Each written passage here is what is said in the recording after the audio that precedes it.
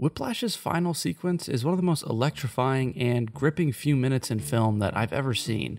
It also feels like a perfect ending to an extremely tense film, both Miles Teller's Andrew Neiman and J.K. Simmons' Fletcher coming to understand and respect each other. This whole movie, Fletcher has been chipping away at the stone, trying to uncover the genius hidden deep within Neiman.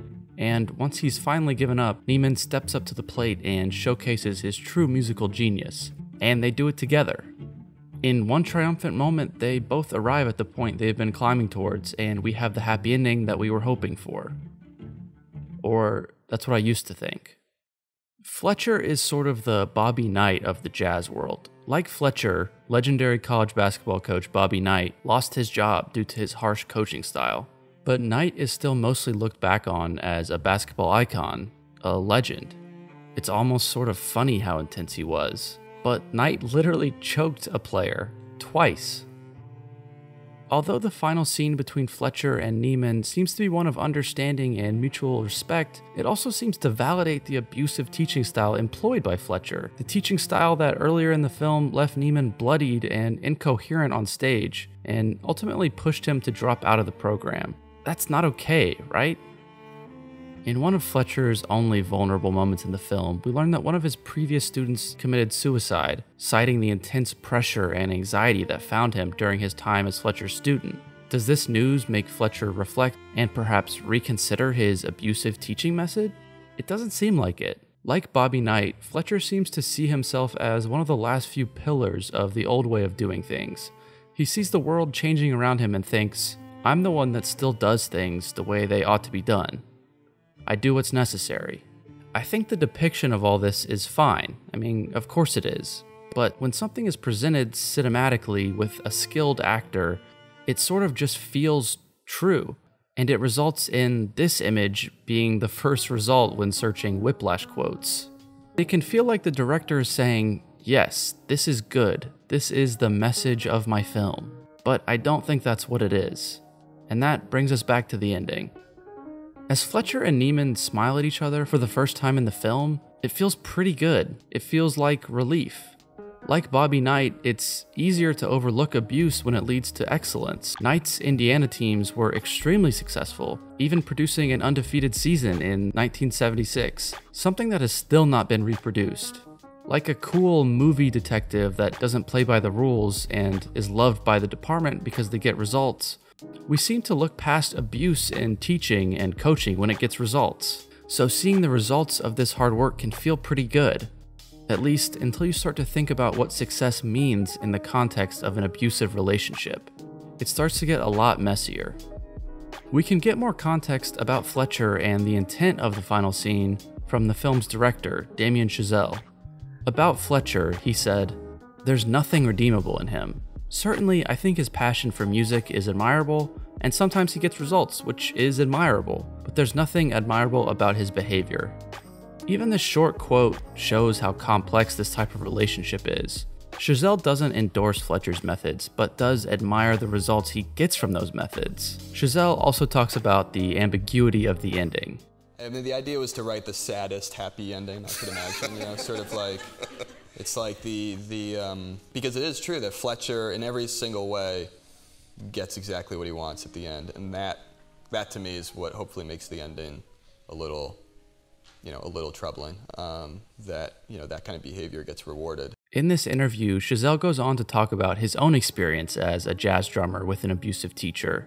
Even now, he seems unsure if that teaching style benefited him as a drummer, or even if it did, whether that matters. He says that Neiman would likely go on to be a great jazz drummer, but suffer an early death like Fletcher's previous student. I think part of what makes Whiplash so interesting is that we're seeing a real and unfortunately familiar dynamic play out. In the macro and the micro, and in varying degrees depending on your life experience, you might recognize that dynamic of oppression or abuse.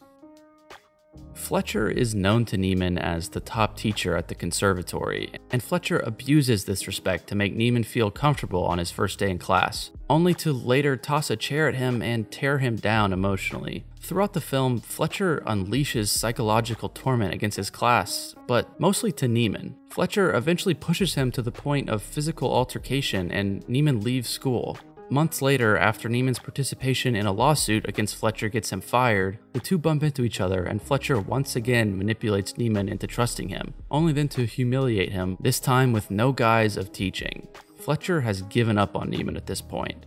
I think this is part of what makes the ending feel that much more satisfying. At this point, Neiman is the ultimate underdog, and we can't help but feel some positive emotion seeing him push through Fletcher's abuse. Whiplash's finale feels misleading because it plays like a happy ending, and emotionally it kind of is. I suppose that's how abuse can work. If a domineering figure in your life is happy with you and they've conditioned you to crave their approval, it feels like a happy, electric, joyful ending. Because you got them to that point where they approve of you. It feels worth it. The dysfunction feels worth it. It's a huge relief and it's gratifying. But from the outside, we can see that it's not that simple. So the film's ending seems misleading in the context of what likely takes place after the screen goes dark. But it's a good representation of how that dynamic can feel in its most intense moments. If this dynamic is familiar, you experience the relief of that moment. You've finally impressed the person that's been unfair to you. You persist, and you feel like you win, but you also get the approval of that oppressive party. So instead of a lesson, Whiplash leaves me with the question: what do we do with the leadership style that harms the person but gets results? And does it actually get results? I think of John Brannon, head basketball coach for the University of Cincinnati from 2019 to 2021. Brannon reflected some of Bobby Knight's coaching tendencies, but the Bearcats went 12-11 last year, and after the season, half the team transferred amid physical and emotional abuse allegations against Brannon. It's a bit easier to have a clear opinion on Brannon as a coach without the success that Knight and others of the same ilk saw. An anonymous player had this to say about his time with Brannon: "It was just hard, to the point where at some points during the season, I kind of didn't love the game of basketball. And I feel like that's all because of Coach Brannon. That's just being honest. It's not the teammates, not the fans. It was never about that. It was about one guy." I think of CD Projekt Red's perpetual crunch while working on Cyberpunk 2077, only for the game to come out a broken mess on current-gen consoles, to the point that it got yanked from the PlayStation Store and still hasn't returned 7 months later. Pushing CD Projekt Red's employees to their limits didn't result in a final product that players were happy with. And we know crunch isn't necessary to make a well-polished game. The recently released Ratchet & Clank was met with critical and commercial success, with several developers tweeting that crunch was totally absent from their development process. But crunch has sometimes been portrayed as a necessary evil in game development. The Witcher 3 was also made with a heavy amount of crunch, but its status as a masterpiece makes that crunch less noticeable. So it's easy to justify behavior like Fletcher's or CD Projekt Red's when it gets results. But what about the times it doesn't? Then people have ruined themselves for something which isn't even good. As far as Whiplash's ending goes, I suppose my own interpretation has changed and made me see one of my favorite movies in a much more complicated and ultimately meaningful way. Because sometimes movies have a clear message, they give us a clear ending, direction, and feeling. But other times, movies show us how complicated relationships and life really is.